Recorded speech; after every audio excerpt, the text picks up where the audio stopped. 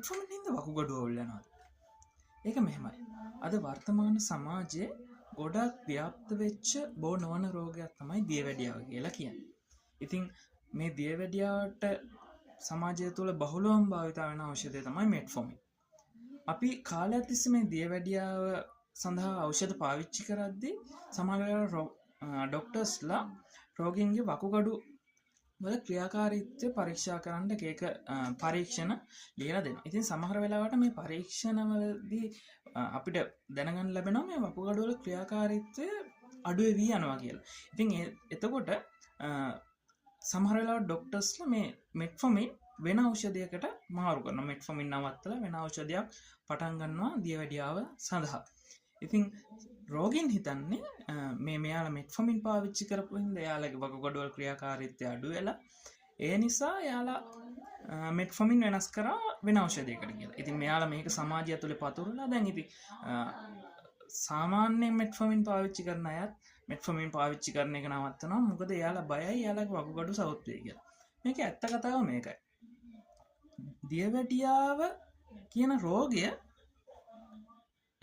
හේතු වෙන්න පුළුවන් වකුගඩු වල ක්‍රියාකාරීත්වයට. දියවැඩියාව කියන්නේ අපේ මුළු ඇඟේ අපේ හිසේ සිට පාදාන්තය දක්වා තියෙන සියලුම අවයව වලට හානි කරන්න පුළුවන් රෝගයක්.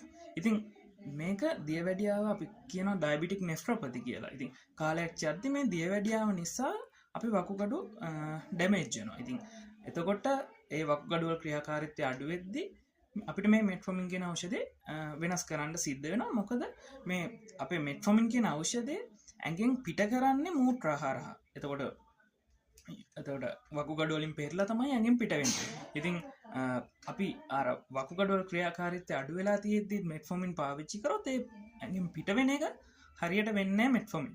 ඉතින් ඒ හින්දා අර ඇඟේ අනවශ්‍ය විදිහට මෙට්ෆෝමින් එකතු වෙලා අනවශ්‍ය අතුරු ආබාධ ඇති වෙන එක වළක්වන්න තමයි ඩොක්ටර්ස්ලා මෙට්ෆෝමින් කියන ඖෂධය වෙනස් කරන්න වෙන ඖෂධයකට.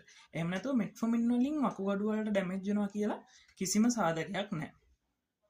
ඉතින් ඔයාලගේ පවුලේ කට්ටියන් මෙට්ෆෝමින් පාවිච්චි කරනවා නම් සහ එයාලත් හිතන් ඉන්නවා නම් එයාලගේ මෙට්ෆෝමින් හින්දා වකුගඩු සවුත් වෙනවා කියලා එයාලා ඒ බෙහෙත් හරියට පාවිච්චි කරන්නේ නැත්තම් සමහර විට එයාලගේ දියවැඩියාව කියන එක අර හරියට පාලනය නැති තත්ත්වයක් ඇති වෙන්න පුළුවන්. ඒතකොට එහෙම තත්ත්වයක් ඇති වුණොත් එයාලගේ වකුගඩු වලට ඩැමේජ් වෙන්න පුළුවන් හැකියාව ඉතාමත් ඉහළයි. ඉතින් එහෙම වුණොත් අනිවාර්යෙන් එයාලට වෙන ඖෂධයකට යන්න වෙනවා.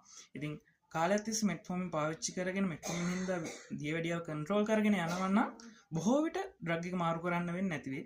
ඉතින් මාරු කරන්න උනත් වෙන්නේ දියවැඩියාව හින්දා වකුගඩු වලට